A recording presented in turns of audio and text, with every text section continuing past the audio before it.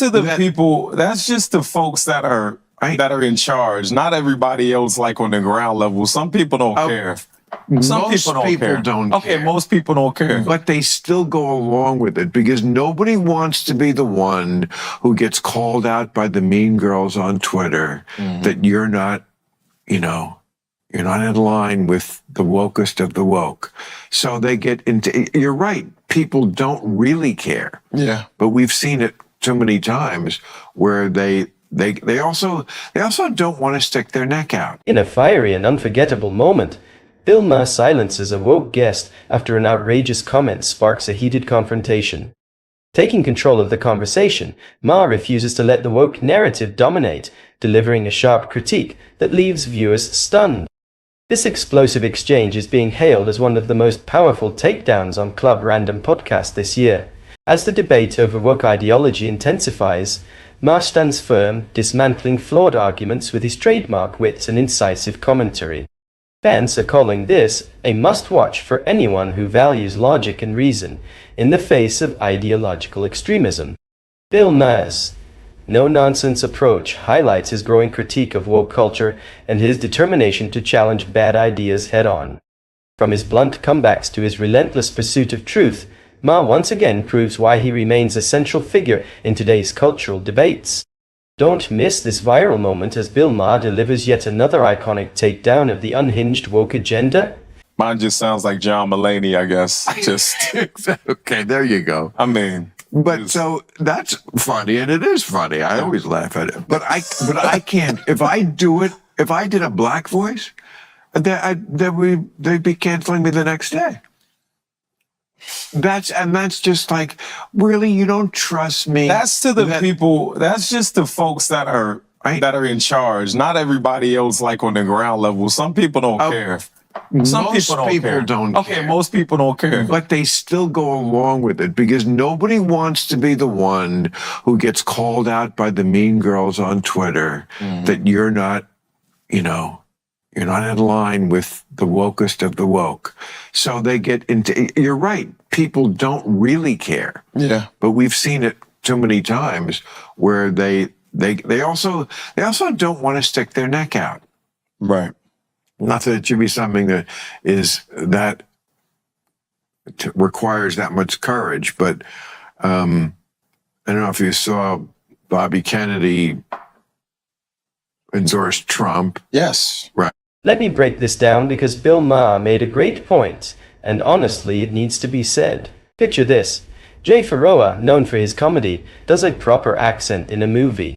What happened? Absolutely nothing. Why? Because it's just seen as part of the humor, maybe tossing in an exaggerated phrase for laughs. No one bats an eye. Now flip the script. Imagine Bill Maher trying to imitate someone with a distinctly recognizable speaking style.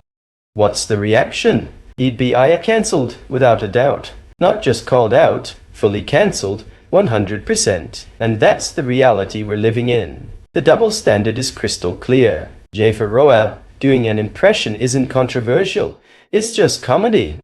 But if someone like Bill Maher attempted a similar impression, even as a joke, it wouldn't matter if his intentions were comedic or harmless. Hollywood, Twitter, and the cancel culture crowd would come for him.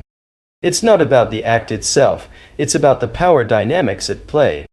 Right. And then, he's married to Cheryl Hines. Yes. Larry David's work wife on Curb Your Enthusiasm and many other projects. And, I know her, I know them, and I really felt bad for her because they came after her. And, Bobby Kennedy, he does do a lot and say a lot of weird fucking shit. I mean, eating bears and cutting up dead whales. And what the fuck? A worm in his brain. Yeah, he must watch anime or some shit. It's fucked up. You know what I'm talking about. I know what anime is. Okay. You know what hentai anime is? I don't know what hentai is. That's some other crazy. What is it? It's like anime.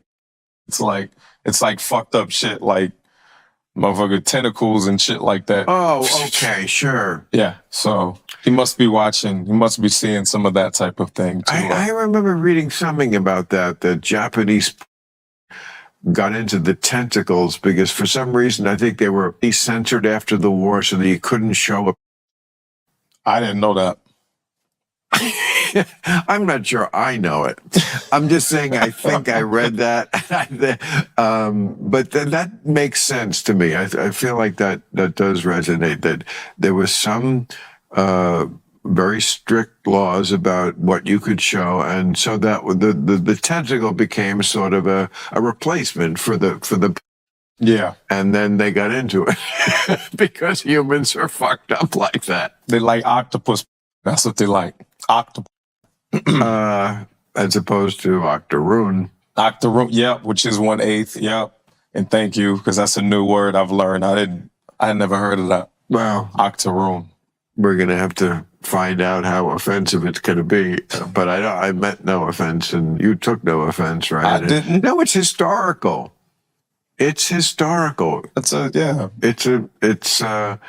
word that's been used. It shows that for centuries. People back then were like just obsessed with race. And then I feel like they got less obsessed. Now they're back to it. Absolutely. So maybe we'll be hearing that word again. There's a small but influential group on social media, particularly Twitter, who thrive on this. Canceling people has become a sport to them. They pretend to care about something outrageously trivial, and suddenly, everyone else falls in line to avoid becoming the next target. Hollywood responds the same way, out of fear, not genuine concern. Think about it. If an actor today tried to pull off a satirical or exaggerated impression that pushed boundaries, they wouldn't just face backlash, they'd be blacklisted entirely, along with anyone who dared to greenlight the project. That's the world we're in now. Bill Maher called it out perfectly. The majority of people don't actually care. Most people recognize when something is just comedy and move on. But this tiny group with outsized influence keeps the cycle going, pressuring others to act outraged for the sake of appearances. And then that's the problem. The cancel culture crowd has turned outrage into entertainment, a game where the goal is to take someone down. It's not about justice or morality, it's about power and spectacle. So credit to Bill Maher for pointing this out. He's not just starting to wake up to this reality, he's standing up to it, and more people need to follow suit. The majority of us see through the nonsense. It's time to stop letting a loud minority dictate the rules of comedy and culture. Thank you so much for watching. If you enjoyed this video and want to see more content like this, don't forget to hit the like button, leave a comment, and subscribe to the channel. Your support means the world to us and helps us bring you even more great content. Thanks again, and we'll see you in the next one.